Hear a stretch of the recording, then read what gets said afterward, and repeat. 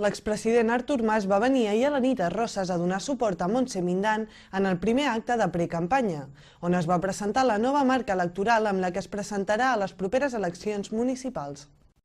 La secció local del PDeCAT de Roses va organitzar nit un sopar com a primer acte de precampanya electoral, el que va convidar a Artur Mas, l'expresident de la Generalitat. El motiu era presentar la nova marca electoral Junts per Roses, amb la que Montse Mindan es presentarà a les eleccions municipals que es celebraran al maig de l'any vinent,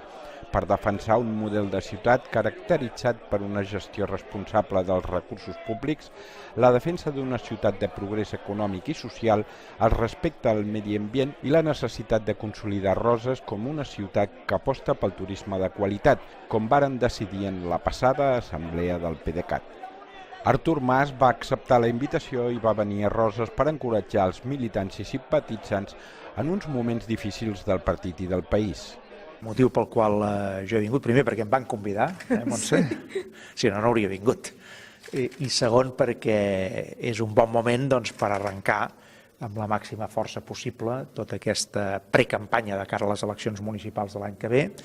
i perquè a Roses es fa Junts per Roses, que és en definitiva el que jo em sento identificat, i amb molta gent que hi participarà aquest vespre, fem aquest primer acte de llançament del que ha de ser tot l'equip i el programa de cara al mes de maig de l'any que ve i a partir d'aquí la feina de cada dia per guanyar el màxim possible de representació en l'Ajuntament. Més d'un centenar de militants i simpatitzants van assistir al sopar per donar suport a Montse Mindan en aquest acte de presentació de la nova marca electoral.